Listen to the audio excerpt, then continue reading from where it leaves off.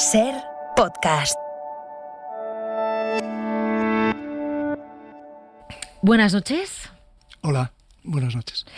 ¿Qué seudónimo vas a querer que utilicemos en los primeros minutos de conversación? Pues O. O. Vale.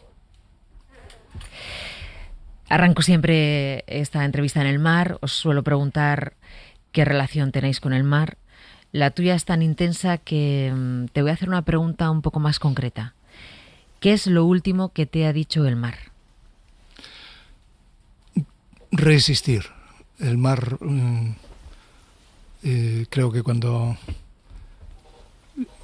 es una metáfora de caerse y levantarse, ¿no? Continua, de empezar y recomenzar. Y me lo ha dicho otras veces, pero esta vez con especial fuerza. Resistir. Resistir. Reexistir. Reexistir. Sí, porque yo creo que es algo más que resistir. Sí. Resistir es una forma de resistencia, pero también de crear una nueva vida, ¿no? Uh-huh. Y creo que es eso, una forma especial de ir más allá de la resistencia, ¿no? La reexistencia. ¿Siempre entiendes al mar cuando te habla?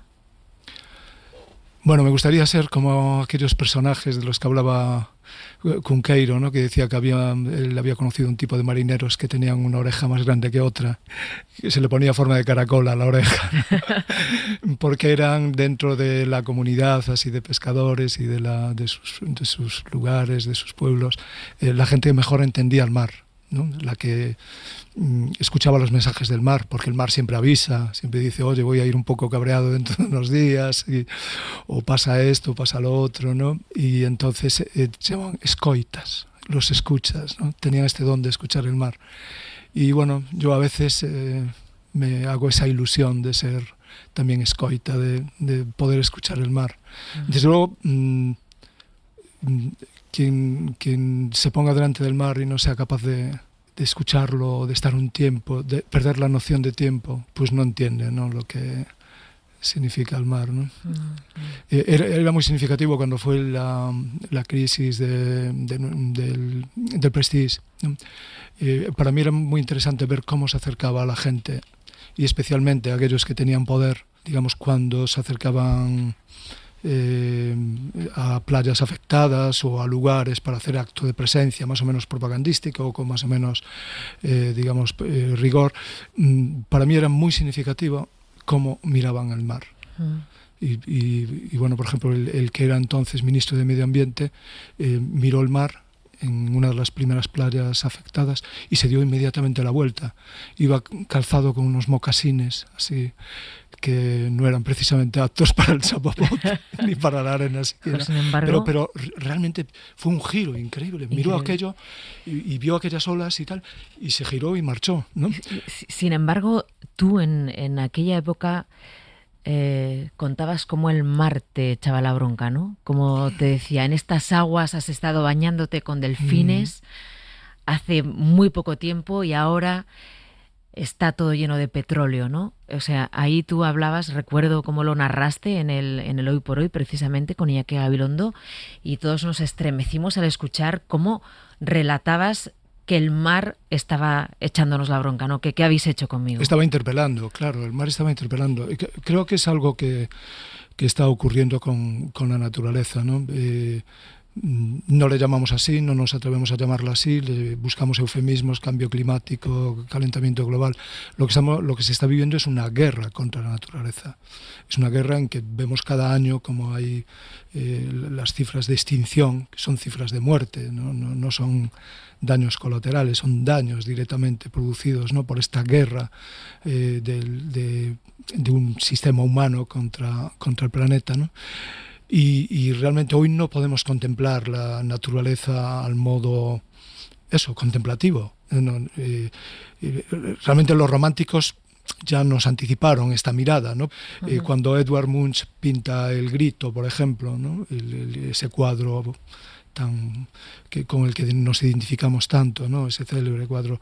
Yo creo que hasta hace poco lo que veíamos era el grito humano, esa figura desfigurada, desequilibrada, destartalada, que estaba expresando el horror humano, sí. ¿no? Y que podía expresar pues todo lo que había pasado en los campos de exterminio, etcétera. Pero hoy en día, si nos fijamos en ese cuadro, también el fondo, también la naturaleza participa de ese grito. Tú que has estudiado tanto ese vértice triangular que te vio nacer y crecer con el cementerio de San Amaro, con la cárcel provincial y con Torre de Hércules. Torre de Hércules es uno de los faros más emblemáticos del mundo, junto con el de Alejandría. Es del siglo II. Después de Cristo, ¿no? Siglo I, siglo II. Sí. ¿Qué relación hay entre ese hombre, hace 2000 años en Torre de Hércules, y el que yo tengo delante ahora en esta entrevista? Yo creo que mucha relación. Tenemos una idea del paso del tiempo demasiado marcada por las agujas del reloj. Yo creo que dentro de los relojes la pieza más interesante es el escape, que es aquello que realmente no existe como mecanismo, ¿no? Y es el tiempo, ¿no? Y lo pienso a veces que porque tenemos esta idea, ¿no?, de los antepasados. Hay quien tiene antepesados también. Sí. Y como, ¿no?, que el progreso transformó mucho y nos transformó a nosotros mismos. Creo que esa mirada de esa persona en lo esencial sería muy similar. Bueno, a ver, ¿por qué Manuel Rivas se ha puesto O?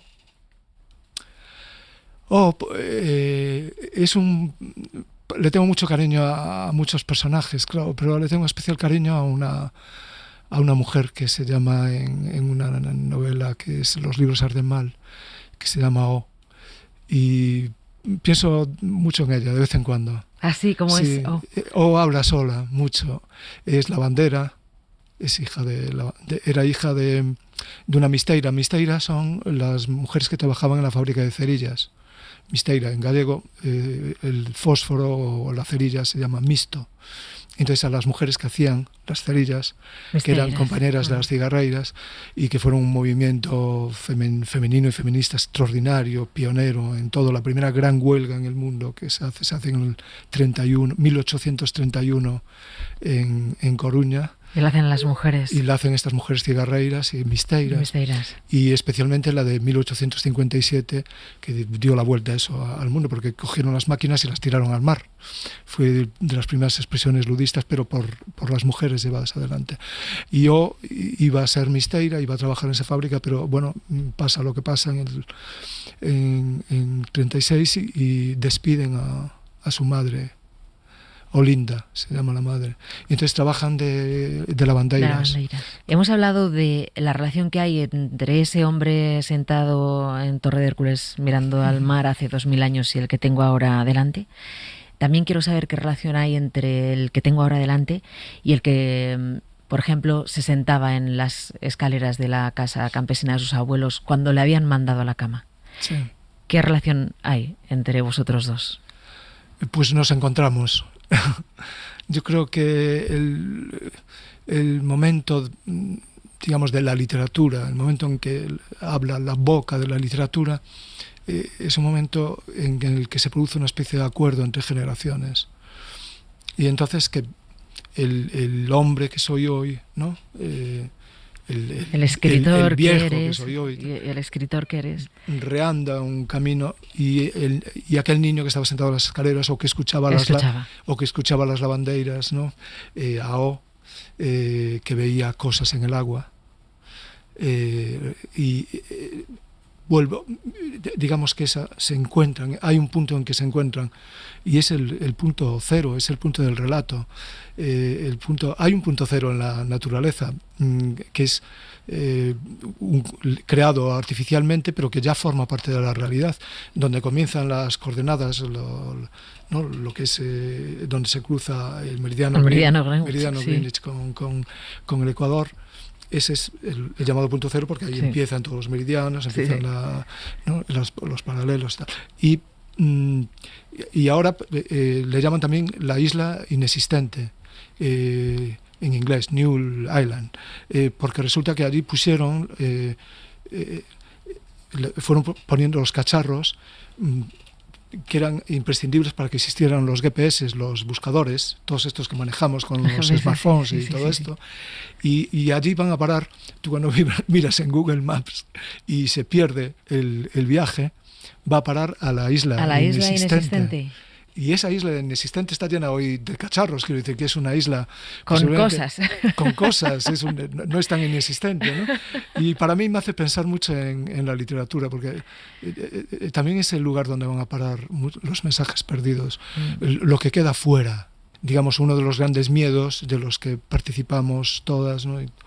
Que es el miedo, lo que llaman fear of missing out, miedo a quedarse fuera. Y yo creo que es algo que lo vivimos totalmente, ya no digamos en el mundo del periodismo y de tal. A no pertenecer, ¿no? El miedo a quedar fuera. Sí, quedar fuera de juego. De juego, sí. El ser irrelevante. Sí, pero fíjate, es raro en un escritor como tú, que tiene tanta obra publicada, tanto reconocimiento, que tú temas quedarte fuera. No lo temo, pero creo que lo hay interesante que es lo que está fuera. La literatura interesante es la excéntrica, la palabra creativa, la palabra que abre, digamos, nuevos pasos, que va a la isla inexistente y que explora. Esa palabra es excéntrica, está en el acantilado. Yo me siento, mi lugar es el acantilado. Y no hay cosa que más me guste que pasear por moverme por el acantilado. Me gusta mucho moverme en el mar, pero casi me gusta más moverme en el acantilado, porque es como andar por la línea del horizonte. Y es una línea del horizonte diferente. Manuel Rivas, siempre has dicho que el periodismo era una especie de gatera para la literatura, aparte de un cuento. Eso ya lo podemos confirmar. Pero que era una gatera. ¿Sigues pasando por esa gatera?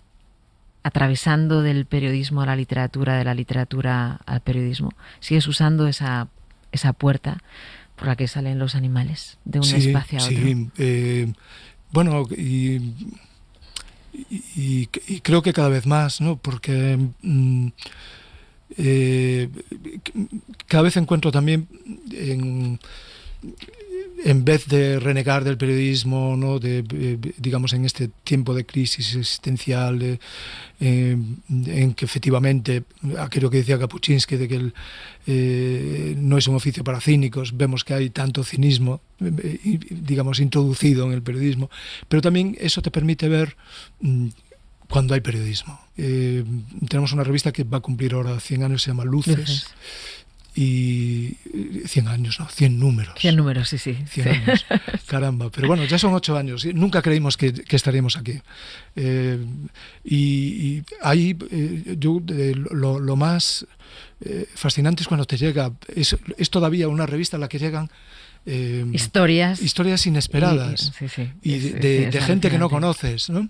Porque hay muchos, para mucha gente es difícil publicar, ¿no? Esos son los buenos contadores de ahora, los que no conoces, los que la gente no conoce, los que no tienen un perfil público, los que no están en todas partes, se han hecho mejores contadores, son mejores contadores de historias, por tanto, casi mejores narradores, los desconocidos, los del acantilado.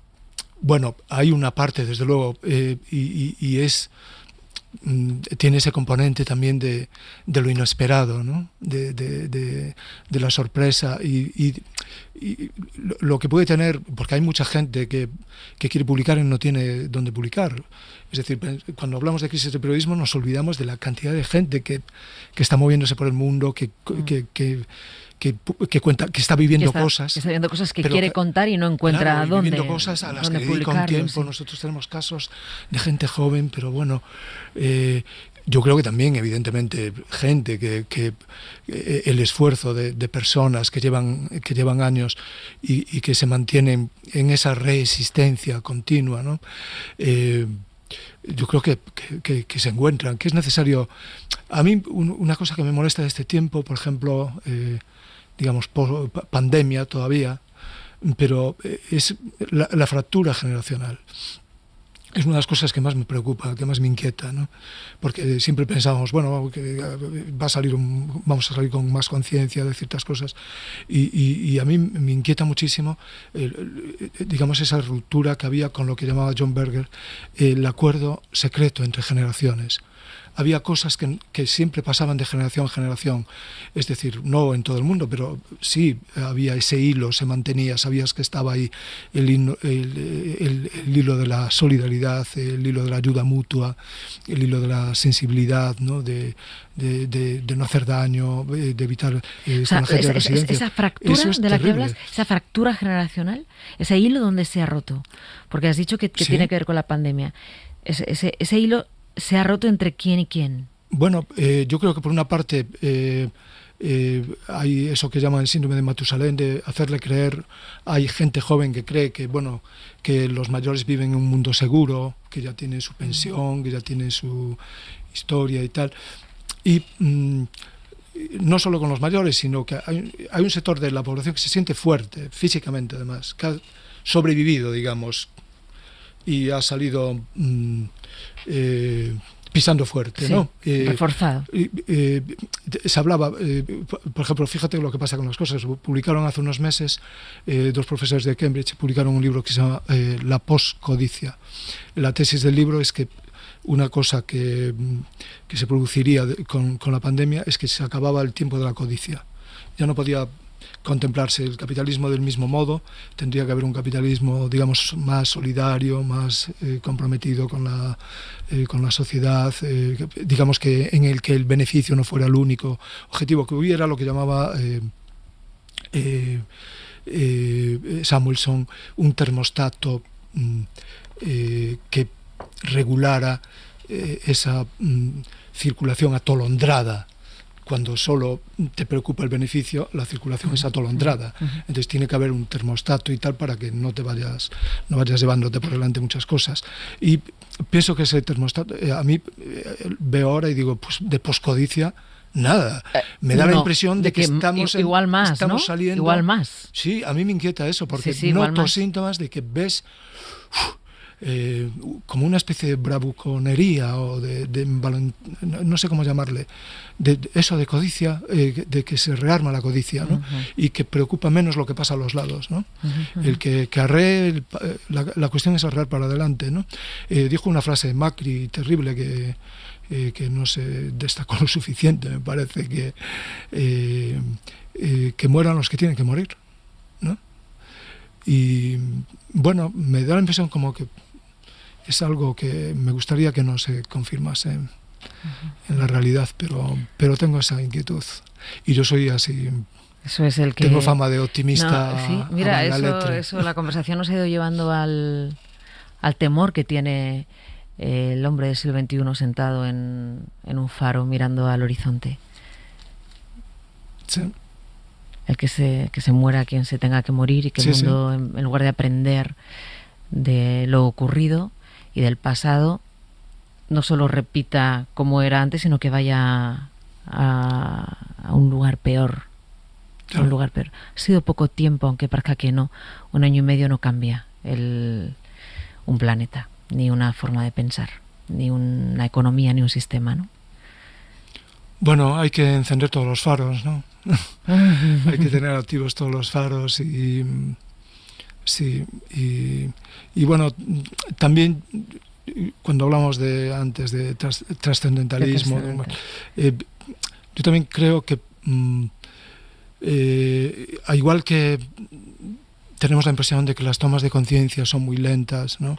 Los procesos de cambio mental también, digamos, el proceso de destrucción es muy acelerado, el proceso de cambio mental es muy lento. Muy lento y tal. Pero también vemos que se puede producir, ya que estamos con trascendentalismo, milagros, ¿no? Convulsiones inesperadas en poco tiempo, que de repente sí hay esa chispa, decía Benjamin que hay que buscar recursos de esperanza en la memoria. Y hay momentos en que, digamos, la gente tiene sed y busca depósitos de esperanza, ¿no? Y se produce esas convulsiones. Ni todo el mundo es igual, ni está pasando. Y hay mucha gente en los acantilados, gente que danza, gente que canta, gente que está proponiendo otras formas de abundancia. Es decir, no podemos seguir creciendo como estamos creciendo, pero ¿por qué no hablar de nuevas formas de abundancia, ¿no? Abundancia de quererse más, de relacionarse más, abundancia cultural, abundancia creativa, abundancia de tiempo libre, de pasear, de relacionarse, abundancia de naturaleza, ¿no? Sí. Es interesante esto, tenemos que despedirnos ya porque se nos echa encima el tiempo, aunque parezca ese tiempo que decías que no contaban los relojes. Le tam samba. Sí, es el que se nos echa encima. Pero me ha gustado esa expresión, que se hayan encendido todos los faros durante este tiempo. Es verdad que la mente cambia de forma lenta, los sistemas cambian aún más lentos porque no hay demasiado interés en que eso cambie, pero sí es verdad que se han podido encender las luces. Sí. Muchas luces a la vez. Sí. Así que yo creo que nos vamos a quedar con esta reflexión. Te voy a llevar a un faro, elige el que quieras, para que me digas con quién estarías y qué música estaría sonando. Estuvimos ya en el faro de Hércules o faro de Breogán. Es un faro muy, pues mira, iría a un faro muy humilde en la construcción. Tiene tiene azulejos para evitar, porque está en una zona muy, muy batida, posiblemente las más batidas de la Costa da Morte. Y es el faro de Roncudo, en Corme. Y al lado hay las cruces de los marineros muertos, ¿no? Y es un lugar también de amor, es un lugar donde la gente se encuentra, de charla, y es apasionante a veces en medio de una tempestad, así la gente cobijada y contándose historias. Y bueno, yo tengo por allí viviendo a una hija y ahora mismo pues estoy casi seguro que está allí. En el faro siempre se va al faro y me gustaría estar con ella. ¿Y qué sonaría? ¿Qué sonaría? ¿Qué música podría estar sonando? Pues mira, podía estar sonando Van Morrison. Van Morrison. Van Morrison, sí. Muy buena opción. Con Avalon o algo así. Avalon. Manuel Rivas, qué ganas teníamos de charlar. Se ha convertido este rato de radio en un rato en el que ha salido toda la trascendencia y toda esa espiritualidad y toda esa sabiduría que tiene la gente que está cerca del mar y de la naturaleza y que escucha hablar a la tierra y quejarse al mar. Así que muchas gracias por habernos acompañado. Ya sabes que aprender es cuando encuentras ayuda para mirar, ¿no? Buenas noches. Gracias.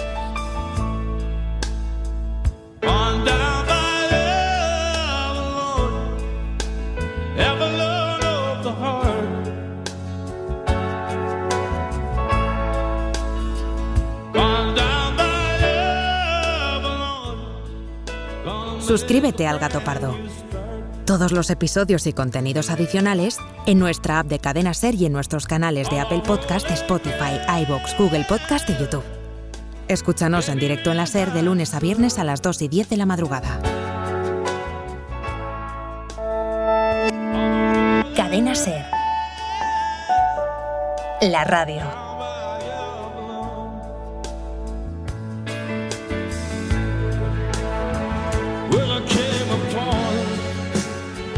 The enchanted veil, down by the viaducts of my dream.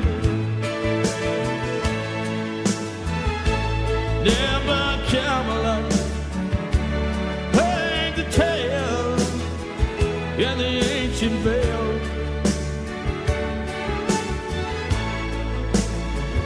Are they ever learned sunset?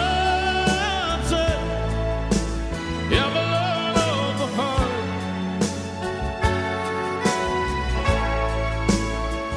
I'm in my lady, going down by Everlong.